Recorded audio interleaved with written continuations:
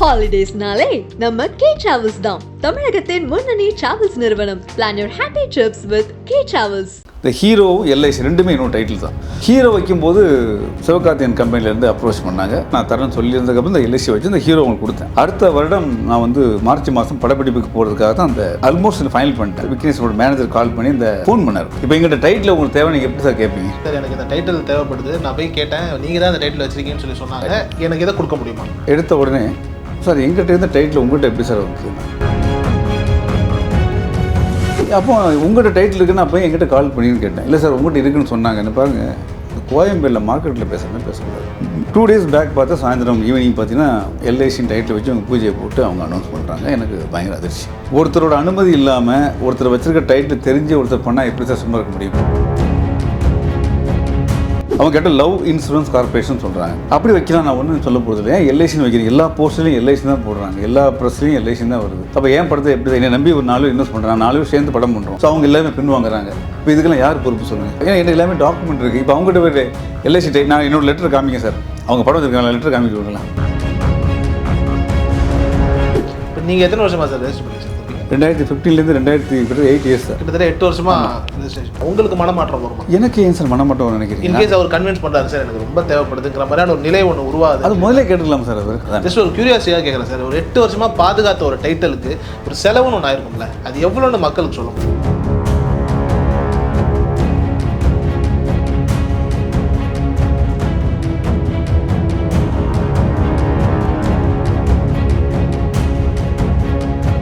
ஆகாயம் தமிழர்களுக்கு வணக்கம். நான் உங்கள் அஷ்ரஃப். இன்று நம்மோடு இருப்பது இசையமைப்பாளர் மற்றும் இயக்குனர் திரு எஸ் குமரன் சார். வணக்கம் சார்.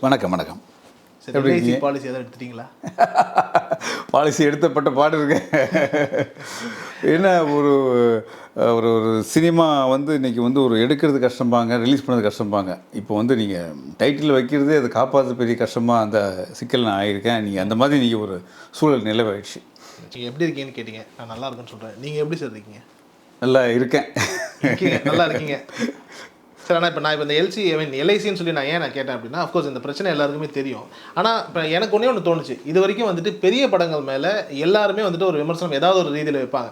டைட்டிலுங்கிற ரீதியிலோ கதைங்கிற ரீதியிலோ. அது பெரும்பாலும் என்ன சொல்லுவாங்க அப்படின்னா வந்துட்டு இது மார்க்கெட்டிங்காக பண்ணுறாங்க, சும்மா பப்ளிசிட்டிக்காக பண்ணுறாங்க அப்படிங்கிற மாதிரியான ஒரு வாதம் ஒன்று வைக்கப்பட்டுகிட்டே இருக்கும். உங்கள் மேலே நிச்சயமாக அதை வைக்க போகிறாங்க. பட் நான் முதல்ல அதை கேட்டுறேன். அதாவது 2 விஷயம் தாங்க. இப்போ எனக்கு வந்து பப்ளிசிட்டி தேடிக்கணும் இன்டென்ஷன் எனக்கு இல்லை.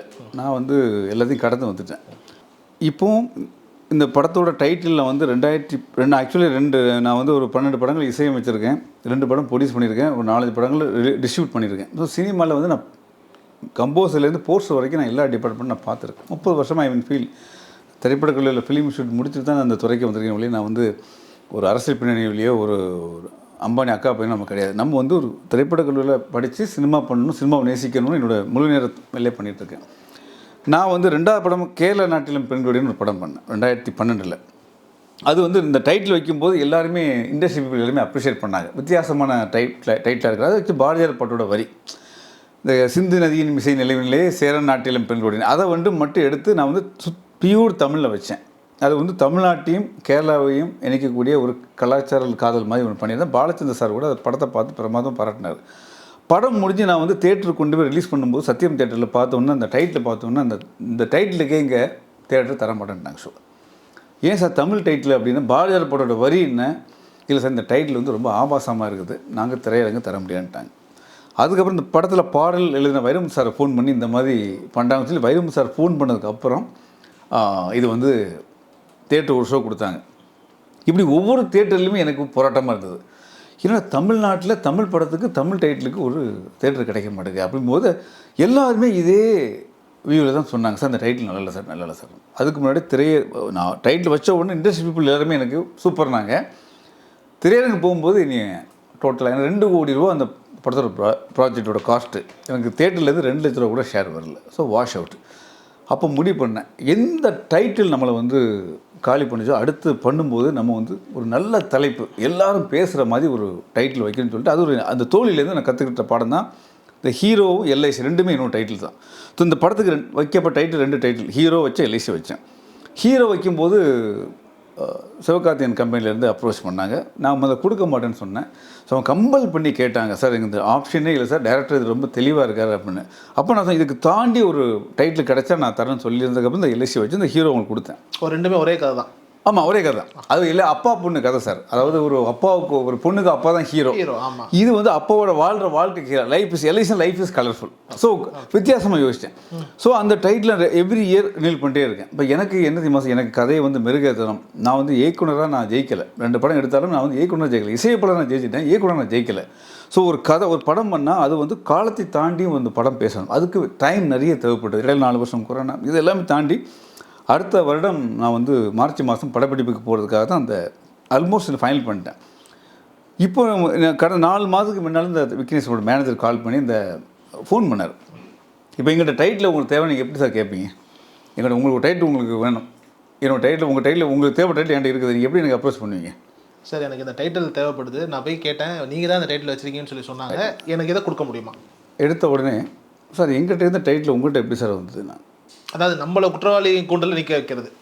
அப்போ உங்கள்கிட்ட இருந்து டைட்டில் எங்கிட்ட எப்படி வந்ததுன்னா என்ன புரியல. அப்படி இல்லை சார், நாங்கள் தான் அந்த டைட்டில் வச்சுருந்தோம், எங்கிட்ட தான் டைட்டில் இருந்து எப்படி உங்கள்கிட்ட வந்தது அப்படின்னாரு. அவர் ஏதோ நான் நேற்றுக்கு சினிமாவுக்கு வந்த மாதிரியும் இன்னும் சினிமாவும் தெரியாத மாதிரியும் நம்ம இங்கேயே வாழ்ந்துட்டுருக்கோம். அப்போ உங்கள்கிட்ட டைட்டில் இருக்குன்னு அப்போ எங்கிட்ட கால் பண்ணின்னு கேட்டேன். இல்லை சார் உங்கள்கிட்ட இருக்குன்னு சொன்னாங்க. என்ன பாருங்கள், இந்த கோயம்பேடில் மார்க்கெட்டில் பேசுகிற மாதிரி பேசக்கூடாது. என் டைட்டில் நான் பதிவு பண்ணி வச்சுருக்கேன். அப்போ உங்கள்கிட்ட எப்படி இருக்குன்னு சொன்னால் இப்போ என்னை போட்டு இல்லை சார் எங்கள் டேரக்டர் வந்து படம் பண்ண போகிறாரு, அந்த டைட்டில் வேணும் அப்படின்னு. இந்த டைட்டில் கொடுக்குற இன்டென்ஷனே கிடையாதுங்க, என்னோடய கதைக்காக தேவைன்னு சொல்லி அந்த கான்வர்சேஷன் கட் பண்ணிட்டேன். 2 மாதம் கழிச்சு திரும்ப கால் பண்ணுறேன். சார் என்ன சார் முடிவு பண்ணியிருக்கீங்க சார், டைட்டில் தர முடியுமா? டேரக்டர் விக்னேஷ் லைனில் போடுறேன் சார், கான்ஃபரன்ஸ் போடுன்னு சொல்லி அந்த டேரக்டர் போடுறாரு. நான் சொன்னேன், நான் அந்த கான்வர்சேஷனாக பேச தயாராக இல்லை, எதுக்கு நான் டைம் பேசணும், நான் கொடுக்குறேன்னு சொன்னேன் உங்கள்கிட்ட. நான் சரி நாங்கள் வேறு டைட்டு வச்சுக்கிறேன்னு சொல்லி அந்த ஃபோனை கட் பண்ணிட்டார். இப்போ நானும் சரி அவங்க வேறு டைட்டு வச்சுருக்காங்கன்னு சொல்லி நானும் விட்டேன். 2 days பேக் பார்த்தா சாயந்தரம் ஈவினிங் பார்த்தீங்கன்னா எல்ஐசின் டைட்டில் வச்சு அவங்க பூஜையை போட்டு அவங்க அனௌன்ஸ் பண்ணுறாங்க. எனக்கு பயங்கர அதிர்ச்சி. ஒருத்தரோட அனுமதி இல்லாமல் ஒருத்தர் வச்சுருக்க டைட்டில் தெரிஞ்சு ஒருத்தர் பண்ணால் எப்படி சார் சும்மா இருக்க முடியும்? இப்போ நீங்கள் பரபரப்பு சொல்லிங்களேன், எனக்கு என்ன சார், நான் இப்போ படத்தில் எடுக்கிற வேலையை பார்ப்பேன்னா இதை பாருங்கள், கடந்த 2 நாளாகவே நான் வந்து கவுன்சில் சங்கம் வக்கீல் இதுதான் காப்பிரைட் ஆக்ட் இதில் ஓடிட்டு இருக்குது. இப்போ எனக்கு என்ன இதில் என்ன கிடைச்ச போகுது? என்னோடய டைம் தான் வேஸ்ட்டு. என்னோடய டைட்டை இன்னொருத்தர் எப்படி எடுத்தானே சும்மா இருக்க முடியும் சொல்லுங்கள், என்னோடய அனுமதி இல்லாமல். அவங்க கேட்ட லவ் இன்சூரன்ஸ் கார்பரேஷன் சொல்கிறாங்க.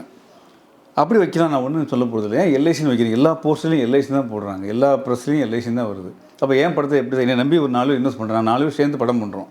ஸோ அவங்க எல்லாமே பின் வாங்குறாங்க. இப்போ இதுக்கெல்லாம் யார் பொறுப்பு சொல்லுங்கள்? எனக்கு இது இப்போ இந்த கான்ட்ரவர்சி கிரியேட் எனக்கு நான் அவசியம். இப்போ நாளைக்கு சப்போஸ் நான் படம் ரிலீஸ் ஆகும்போது கோர்ட்டுக்கு போனால் கோர்ட் என்ன சொல்லுவான், இவ்வளோ நாள் என்ன பண்ணிக்கிட்டு இருந்த கடைசி நேரத்தில் நீ. ஸோ எல்லாத்துக்கும் முட்டுக்கடை போடுறது முதல்ல சங்கத்தில் வந்து நான் கம்ப்ளைண்ட் பண்ணேன் சார். அவங்க வந்து கம்ப்ளைண்ட் வாங்கிட்டாங்க. 23ஆம் தேதி ஈசி மீட்டிங். நான் 2017 நான் தயாரிப்பு சங்கத்தில் கமிட்டி மெம்பராக இருந்தேன் விசாரணையில். நானும் ஜெயித்தேன். அப்போ எனக்கு தெரியும் ஒரு பிரச்சனை எப்படி ஹேண்டில் பண்ணுவாங்கன்னு தெரியும். ஓகே, கண்டிப்பாக நமக்கு இவங்க ஒரு தீர்வு கொடுப்பாங்க. ஒரு வேளை நமக்கு சாதகமோ, ஏன்னா எல்லா பேப்பர் அவங்க கொடுக்க. நான் கேட்க சார் டைட்டில் வந்து சார் சும்மா போய் ஒரு ஏடிஎம்மில் மிஷினை போட்டு பின் போட்டு பேலன்ஸ் பார்க்குற மாதிரி கிடையாது. ஒரு டைட்டில் ஒன்று இருக்குன்னா அதுக்கு முறையாக ஒரு கவுன்சிலில் போய் யாராக வச்சுருக்காங்களான்னு ஃபஸ்ட்டு கேட்போம். இல்லைன்னதுக்கப்புறம் இதை மாதிரி ஒரு 3 பாடி இருக்குது, சேம்பர் இருக்குது, கில்டு இருக்குது, நடப்பு தயாரிப்பு சங்கம் இருக்குது. இவங்க யார்ட்டையும் இருக்கான்னு முதல்ல கேட்போம். அது இல்லைன்னதுக்கப்புறம் கூட இவங்க ஓகே பண்ணதுக்கப்புறம் கமிட்டியை அப்ரூவ் பண்ணணும். ஒரு டைட்டில் ஈசி மீட்டிங் எப்படி நடக்கும், டைட்டில் 50 டைட்டில் வாசிப்பாங்க. அதில் ஏதாவது ஒரு தலைவரை பற்றியோ ஆபாசமோ இருந்தால் ரிஜெக்ட் பண்ணிடுவாங்க. அதெல்லாம் தாண்டியதுக்கப்புறம் டைட்டிலே கொடுக்குறாங்க. இப்படி வாங்குகிற டைட்டில் வந்து நான் வந்து சாதாரணமாக எங்கிட்ட இருக்குது எங்கிட்ட கூட அப்படின்னா யார் சார் கொடுப்பேன்? எனக்கு என்ன சார், அவங்க படம் பண்ணும் விக்னேஷன் என்னோட இயக்குனர் படம் மட்டும் அவர் படம் பார்க்க நானே ஆவலாக இருக்கிறேன். ஏன் என் டைட்டில் வச்சு பண்ணணும்னு தான் என்னோடய கேள்வி.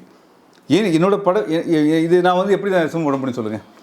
இதுக்காக என்னோடய காத்திருப்பு, என்னோடய டைம், என்னோடய விரயம், என்னோடய உழைப்பு, கிரியேட்டிவிட்டி. ஏன் சார் ஒரு டைட்டில் சார் ஒரு வழக்கமான அருவாள் யானைனா எல்லாருக்கும் தெரியும். எல்ஐசிங்கிற ஒரு யூனிக்கான டைட்டில். அது ஒரு மற்றவங்க சாதாரணமாக தெரியலாம். அதை யோசிக்கிறதுக்கு ஒரு ஒரு ஒரு ஒரு அது கிரியேட்டிவிட்டி தானே சார். அவங்கள காசாக தானே ஆக்குறாங்க. அதே சினிமா நானும் இருக்கேன். அவங்க என்னோட அனுமதி இல்லாமல் எப்படி வந்து அவங்க அந்த டைட்டில் வந்து கேட்டுட்டு இருக்குன்னு தெரிஞ்சு பண்ணதுக்கு எப்படி சம்மதிக்க முடியும்? இதுதான் பிரச்சனை. இப்போ விட்டுட்டோம்னா என்னால் செய்ய முடியாது. சட்ட ரீதியாகவும் சந்திக்க தயாராக இருக்கேன். எனக்கு தெரிஞ்சு தயாரிப்பு சங்கத்திலே அதுக்கான விடை கிடைக்கணும். இல்லாட்டும் நான் வந்து அதை லீகலாகவும் அதை வந்து ஏன்னா எனக்கு எல்லாமே டாக்குமெண்ட் இருக்குது. இப்போ அவங்ககிட்ட போய் எல்ஐசி நான் என்னோடய லெட்டர் காமிங்க சார், அவங்க படம் வச்சுருக்காங்க, லெட்டர் காமிக்க கொடுக்கலாம். இப்போ நீங்கள் எத்தனை வருஷமாக சார் ரெஜிஸ்டர் பண்ணி வச்சுருந்துருப்பீங்க? 2015லேருந்து 8 இயர்ஸ் சார். கிட்டத்தட்ட 8 வருஷமாக ரெஜிஸ்ட்ரேஷன் பண்ணி. அப்போ அவங்கக்கிட்ட அப்படி ஒரு ப்ரூஃப் நீங்கள் கேட்டிங்களா? எப்படி சார் அவங்க இல்லைன்னா எங்கிட்ட கேட்குறாங்க சார். அவங்க இருந்தால் எங்கிட்டே ஃபோன் பண்ணுறாங்க. அவங்க ஃபோன் பண்ணும்போதே பெரிய பேனர், நாங்கள் பெரிய கம்பெனி, பெரிய நெட்வொர்க், அந்த ஒரு இதில் இமேஜில் சினிமா எல்லாம் ஒன்று தான் சார். யாரும் பெரிய சின்னலாம் கிடையாது. நம்ம நினச்சிட்டு இருக்கோம் பெரிய பேனர், சின்ன பேனர், பெரிய சின்ன எல்லா படங்களும் ஒரே நல்ல படம். எல்லா தேட்டரும் எல்லா படமும் 24 ஃப்ரேம்ஸ் தான் ஓடுறது. இவங்க என்ன பெரிய படம்னா நம்ம அமைக்க முடியுமா சார்? நம்மளை அப்படி ஒரு இன்டென்ஷன் அதை அதுக்கு விட தேவையில்லை. ரெண்டாவது, இது ஒரு முன் உதாரணம் இருக்குது. நாளைக்கு இந்த மாதிரி யாரும் எத்தனை பேர் ஏமாந்து போயிருக்காங்க சார், விட்டு கொடுத்து போயிருக்காங்க. நம்ம அது கூட தேவையில்லை. என்னோடய ட்ரீம் ப்ராஜெக்ட். நான் இது சினிமாலே 30 வருஷமாக கூட ஒரு வெற்றிக்காக நான் ஓடிட்டுருக்கேன். அந்த வெற்றியை தடுக்கிறதுக்கு ஒரு ஒரு தேட்டர் கிடைக்கிறது பிரச்சனை, வியாபாரம் பிரச்சனை. இப்போ டைட்டில் வச்ச டைட்டில் என்னோட கேட்காம எடுக்கிறாங்கன்னா எப்படி எனக்கு பாதுகாப்பு இந்த திரைத்துறையில் எனக்கு கிடைக்கும்? பட் ஆனால் அவங்க தரப்புலேருந்து இப்படி தானே சார் சொல்லுவாங்க. சும்மா எல்ஐசிங்கிறது ஒரு அப்ரிவேஷன் மாதிரி வச்சுக்கலாம். பட் ஆனால் அதனுடைய உண்மையான இது லவ் இன்சூரன்ஸ் கார்பரேஷனா அந்த மாதிரியான ஒரு விஷயம். நீங்கள் எதுலேயே சார் அது பிரதானமாக இருக்கான்னு நீங்கள் சொல்லுங்கள் சார். அவங்க பண்ண வேலை அவங்க கிளாப் போர்டிலே எல்ஐசி தான் சார் இருக்குது. அவங்க வச்சுருக்காங்க கிளாப் போர்டில். இப்போ என்னோடய படம் எப்படி சார் சேல் ஆகும்? என்னோடய படம் எப்படி அது சொல்லுங்கள் சார். ஒரே தலைப்பில் 2 கலர் வந்தால் எப்படி ஒர்க் அவுட் ஆகும் சொல்லுங்கள். லவ் இன்சூரன்ஸ் கார்பரேஷன் போட்டு நான் ஏன் கேட்க போகிறேன் சொல்லுங்கள். இப்போ காற்று பார்க்க 2 காதலும் பண்ணார்ல, கேவி ஆர்கேனாவை போட்டார் இல்லை, டைட்டில் தானே போட்டார். பெரிய டைட்டில் விண்ணை தாண்டி வருவாய், பெரிய டைட்டில் தானே சார் அது. ஏன் இது மட்டும் எப்படி எல்ஐசின்னு வைக்கணும்? Because of catchy title. அதை வச்சு தான் அவங்க ஃபோக்கஸ் பிரதானமாக பண்ணுறாங்க. நான் அதை தான் மெயின் டைட்டிலாக வச்சுருக்கேன். நான் லவ் இன்சூரன்ஸ் கார்பரேஷன்லாம் அப்படி பண்ணல, வெறும் எல்ஐசி தான். எல்ஐசியோட மீனிங் படத்துக்குள்ளே வந்தால் தான் தெரியும். நான் அதோட டெஃபினேஷனை போடவே போகிறதில்ல. லைஃப் இஸ் கலர்ஃபுல்னு காமிக்க போகிறதில்ல. படம் பார்க்கும்போது எண்டில் தான் தெரியும் லைஃப் இஸ் கலர்ஃபுல்னு தெரியும். ஸோ அதனால தான் எனக்கு கதைக்கு ஒரு மிகப்பெரிய ஒரு பேஸுங்கனால தான் அதில் ரொம்ப ஸ்ட்ராங்காக இருக்கேன். ஸோ என்கிட்ட பேப்பர் இருக்கும்போது இப்போ இப்படி விட்டாச்சுன்னா எப்படி சார் நான் எல்லாத்தையும் விட்டுட்டு சொல்கிறீங்களா நீங்கள் சார்? ஆனால் நீங்கள் சிவகார்த்திகேயனுக்கு கொடுத்தீங்க, விக்னேஷ் சிவனுக்கு கொடுக்காததுக்கான காரணம்னா இல்லை எல்லாமே உங்கள் டைட்டில் தான். அங்கே இருந்த ஒரு ஓகே எடுத்துக்கிட்டோம் அப்படின்றது இங்கே ஏன் இல்லை சார்? சிவகார்த்திகேயன் கேட்டு கொடுக்கல. நான் கண்டிப்பாக நான் கொடுக்க முடியாதுன்னு சொன்னேன். 3-4 முறை தொடர்ந்து அவங்க அப்ரோச், டிஃப்ரெண்ட் ஆங்கிள் அப்ரோச் பண்ணாங்க. நான் டைட்டில் விற்க எனக்கு வேலை கிடையாது சார். எனக்கு நான் நோக்கமே வேறு. நான் இசையமைப்பாளர், அப்புறம் டைரக்டரான, ப்ரொடியூசரான, நான் ஒரு படம் பண்ணி ஜெயிக்கிறதுக்கு தான் ஓடிட்டுருக்கேன். ஸோ எனக்கு நான் வச்ச டைட்டில் அவங்க தேவைப்படும் போது நான் கிரியேஷன் டைட்டில் யோசிக்கலாம். வழக்கமாக சினிமா நடக்குதான் சார். பில்லா டைட்டிலோ பழைய டைட்டிலோ வாங்குறதோ, புது டைட்டிலோ ஒருத்தர் இருக்கிறத வாங்குறதோ, நீங்கள் அதுவும் வியாபாரம் தானே சார். ஒரு பாட்டு கவிதை எழுத மாதிரி அது ஒரு படைப்பு தான். அதை ஒரு சாதாரணமாக நம்ம ஒரு படத்துக்கு தலைப்பு எவ்வளோ முக்கியங்கிறது நீங்கள் தெரியும் உங்களுக்கு. அது யோசிக்கிறதுக்கு ஒரு ஒரு ஐடியா வேணும்ல சார். அது நிறைய சும்மா கொடுக்கலாம், சிலர் டிமாண்ட் பண்ணுவாங்க, அதெல்லாம் நிறைய நடக்குது. நான் அந்த இன்ட்ரெஸ்ட்டை கொடுக்கல. ஸோ எனக்கு சிவகார்த்திகேயன் கொடுத்த காரணம் எனக்கு இதே. இப்போ என் டைட்டிலுக்கு நான் ஆப்ஷன் யோசித்தேன், அதனால் நான் அதை கொடுத்துட்டேன். அது கேட்ட உடனே வாங்க ஒன்றும் கொடுக்கல. அதுக்கு ஒரு டைம் கேட்டேன். இன்னொரு ஆப்ஷன் அவங்க சப்போஸ் அவங்க கேட்டு விட்டுருவாங்கன்னு நினச்சேன், மறந்துடுவாங்கன்னு நினச்சேன். திரும்ப அவங்க ஃபாலோ பண்ணாங்க. ஸோ அவங்க ரொம்ப தீர்க்கமாக இருந்தாங்க. இந்த டைட்டில் வேணும்னு ரொம்ப தீர்க்கமாக இருந்தாங்க. ஸோ அதுக்கப்புறம் தான் முறையாக நான் உங்களுக்கு எழுதி கொடுத்து ட்ரான்ஸ்ஃபர் பண்ணி இப்போ வீடு பத்திரம் வாங்குற மாதிரி ஒரு பேர் அப்படிலாம் ஈஸியாக ஒன்று லெட்டர் கொடுத்தா அது கவுன்சில் அப்ரூவ் பண்ணி ஈஸி மீட்டிங் வச்சு அவங்க ட்ரான்ஸ்ஃபர் பண்ணி தான் கொடுக்க முடியும் இல்லையே. சும்மா போய்லாம் வாங்க டைட்டில் எடுத்துன்னு சொல்ல முடியாது. இவங்களுக்கு அந்த அணுகுமுறையை எடுத்த உடனே எங்கிட்ட தான் டைட்டில் உங்கள்கிட்ட எப்படி அப்படின்னா, அப்போ அது எப்படி நான் உடனே ஆமாம் இல்லை அப்படி பயமுறுத்துறாங்களே அவங்க. இல்லை அப்போ வருஷமே டாக்குமெண்டேஷன் அந்த மாதிரி பண்ணி வச்சுருந்துருப்பாங்களோ, அந்த மாதிரி ஏதாவது இருக்குமா? பண்ண முடியாது சார். என்னோட நாலேஜ் எப்படி பண்ண முடியும் எனக்கு? இல்லை அவங்களே 2015 இப்போ நீங்கள் ரெஜிஸ்டர் பண்ணிருக்கீங்க. எவ்ரி இயர் ரினியூ பண்ணுறோம்ல. ஓகே. வருஷம் நீங்கள் ஒரு நாள் தள்ளி போனாலும் அது இதாயிரும், இன்னொருத்தவங்களுக்கு போய்டும். இன்னொருத்த வச்சா அதாவது கேப் இருக்கும். நாங்கள் என்ன பண்ணுவோம், 1 மந்த் முன்னாடியே அதை டாப்அப் பண்ணிடுவோம். Okay okay. ஸோ அது சார் எல்லாருக்கும் ஏன் பண்ணிட்டேன் சார். நான் 2015 8 வருஷம் நான் எவ்ரி இயர் நான் 3000-4000 கட்டி நான் ரினியூ பண்ணுறோம்னா எதுக்காக பண்ணுறேன்? இப்படி விக்னேஷ் படம் பண்ணுவார் எடுப்பார் நினச்சி நான் பண்ணுறேன். ஏன் படத்துக்காக தான் எத்தனையோ டைட்டில் வேணான்னு விட்டுருப்பேன், வேணான்னு விட்டுருப்பேன். லவ் 2.1 டைட்டில் நான் வச்சேன், ரெஜிஸ்டர் பண்ணேன். 2 வருஷம் கழிச்சு அதை விட்டுட்டேன், சரி தேவையில்லை அப்படின்னு விட்டுட்டேன். ஸோ எனக்கு பிடிச்ச டைட்டில் நான் தொடர்ந்து போனேன். எனக்கான சந்தர்ப்பம் வரது வரைக்கும் நான் பண்ணி தான் ஆகணும். இப்போ அடுத்த வருஷம் ஜனவரி மாதம் நான் ஆக்சுவலி பூஜை போடுறேன். ஸோ இப்போ பார்த்தீங்கன்னா இந்த ஒரு இஷ்யூனால் எனக்கு ஒரு 2 மாதம் தள்ளி போகுது. ஸோ முதல்ல டைட்டில் வந்து நான் வந்து எங்கிட்ட தான் டைட்டில் இருக்குது, பட் முதல்ல அவங்க அதை யூஸ் பண்ணக்கூடாது. முதல்ல தீர்க்கமாக நான் வந்து ஒரு ஸ்டேவோ லீகலாவோ கவுன்சிலோ பண்ணதுக்கப்புறம் தான் நான் என்னோடய படத்தை ஆரம்பிக்க முடியும். இது எப்படி ஒரு ஒரு ஒருத்தரோட டைட்டில் வந்து அனுமதி இல்லாமல் எடுக்கங்கிறது யாருமே, நீங்கள் அவங்ககிட்ட கேளுங்களேன், உங்கள் டைட்டில் காமின்னு கேளுங்க, நான் ஒன்றும் சொல்லுவேன். எப்படி இருக்குன்னு சொல்லுங்கள் டைட்டில். சரி, அப்போ எந்த அனுமதியில் அவங்க வச்சு அனௌன்ஸ் பண்ணாங்க சார்? அவங்க கவுன்சிலில் கேட்டிருக்காங்க. இல்லை சார், நடப்பு தயாரிப்பு சங்கத்தில் அவங்க வந்து பகிர்ந்துக்கிறாங்க. ஓகே, நல்லா கேட்டுங்க. அங்கே பண்ணிவிட்டு இங்கே என்கொயரி பண்ணிக்கிறாங்க எங்கள் கவுன்சிலில். ஸோ இந்த மாதிரி எல்ஐசி டைட்டில் வந்து சாரி எல்ஐசி டைட்டில் கொடுங்க, அவங்க வந்து முடியாண்டாங்க. யூனிவர்சிட்டி கொடுக்காம இவங்க ஓகே பண்ணிட்டாங்க. இல்லை, அப்போ தயாரிப்பாளர் சங்கம் வந்து சொல்லாதா? தயாரிப்பு சங்கம் தான் யூனிவர்சிட்டி கொடுக்கல. கொடுக்காம ஒரு டைட்டில் வந்துட்டு போட்டு ஒரு பூஜை பண்ணால் அது வந்துட்டு ஒரு அஃபென்ஸ் மாதிரி வராது. அதுதான் அதான் சட்டம், அதான் நான் கோர்ட்டுக்கு போகிறேன். இது வந்து சார் பேப்பர் தான் சார் பேசும். இப்போ அவங்க டைட்டில் வந்து வச்சாங்கன்னு சொல்லி அவங்ககிட்ட பேப்பருக்கு சொல்லுங்கள். அவங்க லவ் இன்சூரன்ஸ் கார்பரேஷன் காமிப்பீங்க ஒழிய எல்ஐசின்னு காமிக்க முடியாது. இப்போ எல்ஐசின்னு காமிக்கிறதுனால தான் எனக்கு இந்த பிரச்சனை. என்னோடய டைட்டில் வைக்கும்போது நான் அதை பேஸ் பண்ணி எனக்கு ஒட்டுமொத்த ஃப்ளோ எனக்கு கெடுது. ஸோ அவங்க எல்ஐசின்னு ஒன்று இல்லாமலே எல்ஐசி டைட்டில் வைக்கிறாங்க. அது எந்த வகையில் அதை நம்ம ஏற்றுக்க முடியும் சொல்லுங்கள். எனக்கு நான் வந்து அவர் எதிர்த்தோ ஆர்கியூ பண்ணோ சண்டை போடவோ எனக்கு வேலை கிடையாது சார். அது அவர் படத்துக்காக நானும் காத்துட்ருக்கேன், ஏன் டைட்டில் பயன்படுத்துகிறோம். ஆனால் இப்போ எனக்கு என்ன தோணுச்சுன்னா சார், இதுக்கு முன்னாடி சினிமாவுடைய வரலாற்றில் எல்லா இடத்துலையும் நான் பார்த்தோம் அப்படின்னா, துப்பாக்கிக்கு இதே மாதிரி ஒரு பிரச்சனை வச்சு, கத்திக்கு வந்துட்டு கதை பிரச்சனை வரும். எந்த பிரச்சனை வந்தாலும் கடைசியில் ஜெயிக்க போகிறது என்னமோ அந்த அப்பர் ஹேண்டில் யார் இருக்காங்களோ அவங்க தான் ஜெயிக்கிறாங்க. ஸோ அப்படின்னும் போது இப்போ உங்களுக்கும் அதே மாதிரியான ஒரு நிலைமை வர்றதுக்கான சாத்தியங்கள் தான் அதிகம். இல்லை சார், 2 விஷயம் தான் சார். எனக்கு அது உள்ளுக்குள்ளே பழச நடத்து உள்ளுக்குள்ளே போக விரும்பல. அதுக்குள்ளே நம்ம வந்து என்ன நடந்தது நமக்கு தெரியாது. இதை பொறுத்த வரைக்கும் எங்கிட்ட வந்து நான் பதிஞ்சதுக்கான வருஷம் பதிஞ்சதுக்கான சட்டம்னு ஒன்று இருக்குல்ல, நீதினு ஒன்று இருக்குல்ல, உண்மைன்னு ஒன்று இருக்குல்ல, அது எப்படி சார் பொய்யா சொல்லுங்கள். நான் எல்லாம் உங்களுக்கு பேப்பர் காமிக்கிறேன், இது மீறி உங்களுக்கு என்ன வேணும்னு சொல்லுங்கள். ஆனால் அதில் ஏகப்பட்ட சட்டம் இருக்குது, எல்லாமே இருந்தால் கூட அதில் காம்ப்ரமைஸ் கடைசியாக பண்ணப்படுறது அப்படி ஒரு நிலைமை வந்துடுது இல்லையா? அப்படி ஒரு நிலைமை வந்துடுமா உங்களுக்கும்? இல்லை, என்னையை பொறுத்த வரைக்கும் சார், இன்னும் முடிஞ்ச வரைக்கும் நான் வந்து வெரி கிளியர். இது வந்து எனக்கு இந்த டைட்டில் அவங்க கேட்டால் கூட நான் கொடுக்க மாட்டேன். இப்போ அவங்க வந்து எவ்வளோ பெரிய விலை கொடுத்தா நான் கொடுக்க தயாராக இல்லை. ஏன்னா எனக்கு என் கதைக்கு தேவைப்படுது. நீதித்துறைக்கு சட்டத்துக்கு மேலே என்ன சார், ஒரு ஜட்மெண்ட்டுக்கு அப்புறம் என்ன செய்ய முடியும் சொல்லுங்கள். நீதி கோர்ட்டு கொடுத்தாங்கன்னா எல்ஐசி பயன்படுத்தக்கூடாதுன்னு எப்படி பண்ணிடுவாங்களா? மற்றவங்களுக்கு அந்த துணிச்சல் கிடையாது, எனக்கு துணிச்சல் இருக்குது. மற்றவங்களுக்கு தைரியம் கிடையாது. இப்போ எனக்கு இன்றைக்கி பார்த்தீங்கன்னா மீடியா அவ்வளோ ஒட்டுமொத்த மீடியாவே எனக்கு அவ்வளோ பெரிய சப்போர்ட். பிகாஸ் எங்கிட்ட உண்மை இருக்குது. அவர் ஏன் இவ்வளோ கொடுத்துங்க வந்து அவன் டைட்டில் எங்கள் டைட்டில் காமிக்க சொல்லுங்கள். அவர் கோர்ட்டுக்கு போக சொல்லுங்கள். நான் சொல்கிறேன்ல, அவர் கோர்ட்டுக்கு போக சொல்லுங்கள். அந்த தந்திரம் அவங்கக்கிட்ட நிறைய இருக்கிற மாதிரி நிறைய சூழ்நிலை தெரியுது. அதுதான் சொல்கிறோம் சார். அது எப்பவுமே ஒன்று போல் இருக்கா சார். நீங்கள் சொல்ல மாதிரி நிறைய கதைகள் ஜெயிச்சிருக்கலாம், நிறைய கதைகள் அதை விட பெரிய விஷயங்கள் நடந்துருக்குது. நம்ம அதில் விவாதிக்க போகிறல. என்னையை பொறுத்த வரைக்கும் நான் வந்து ஜெனியூனாக இருக்கேன், ஹானஸ்ட்டாக இருக்கேன். நான் அவரை காயப்படுத்த இன்ட்ரெஸ்ட்னு எல்லா அளவும் கிடையாது. அவர் படம் பண்ணணும், ரொம்ப நாள் ஆச்சு படம் பண்ண. நானும் eagerly waiting for Vignesh movie. But எனக்கு என்ன தேவையில்லாமல் என் டைட்டில் இருக்குன்னு தெரிஞ்சு பண்ணும்போது எனக்கு என்னோட டீம் 4 பேர் சேர்ந்து பண்ணேன் சார். அதான் பிரச்சனை. அவங்க என்ன சொல்கிறாங்கன்னா, இது எப்படிங்க டைட்டில் போச்சு, அவங்க பின்வாங்கிறாங்க. இப்போ எனக்கு திருமணம் முதல்ல இருந்து வர வேண்டியிருக்குது. யாரோ ஒருத்தர் பண்ணி சார், அதாவது இந்த படமே பண்ணல, இந்த டைட்டில் ஃப்ரீயாக கொடுத்துருவோம் சார். நான் இன்றைக்கி சொல்ல இந்த படமே நான் பண்ணல, இந்த டைட்டில் ஃப்ரீயாக கொடுத்துருவேன். நான் படம் பண்ணி உங்களுக்கு காமிக்கிறேன் பாருங்கள். ஒரு அப்பா பொண்ணுக்கான வாழ்வியல் கதை. அதுக்காக அவ்வளோ எத்தனை 8 வருஷம் எழுதி வச்சுருக்கேன். ஒவ்வொரு வருஷம் எழுதி வச்சுருக்கேன். அப்டேட் பண்ணிட்டு உட்காந்துருக்கேன். இதுக்கப்புறம் நம்ம வந்து படம் பண்ணணும்னு சொல்லி முடக்கும்போது இது ஒரு சிக்கல் வருது. சரி பரவாயில்ல, நம்ம வந்து இதை ஒரு சேலஞ்சாக எடுத்துக்கும். இதில் கண்டிப்பாக ஜெயிச்சிடும் சார். இதுக்கப்புறம் அடுத்தடுத்து வரவங்களுக்கு நான் கைட் பண்ணுவேன். எப்படி அப்ரோச் பண்ணணும், எப்படி லீகல் போகணும், என்ன செய்யணும். இதுக்கு நான் மற்றவங்களுக்கு ஒரு முன்னுதாரணம் கூட நான் ஒரு எக்ஸ்பெரிமெண்ட்டாக எடுத்து போகிறேன் சார். சினிமாவுக்கு வந்துவிட்டோம், 1300 ப்ரொடியூசர் இருக்கிறாங்க. அவங்களுக்கு நான் ஒரு ரோல் மாடல் எடுத்து போகிறேன். நம்ம மற்றவங்க கைட் பண்ணலாம். நான் அது விட போகிறதில்ல சார். ஏன்னா ஐ ஹேவ் வெரி கிளியராக இருக்கேன். நமக்கு ஸ்ட்ராங்காக இருக்குது. இன்னொருத்தர் பொருள் எடுக்கணும், இன்னொருத்தர் கிரியேட்டிவ் எடுக்கணும்னு அவசியமே கிடையாது எனக்கு. நீங்கள் சொல்லுப்பா, 2 படம் பண்ணேன் சார். நான் யாருக்காவது 10 ரூபா பாக்கி வச்சுருந்தேன் சொல்லுங்கள்.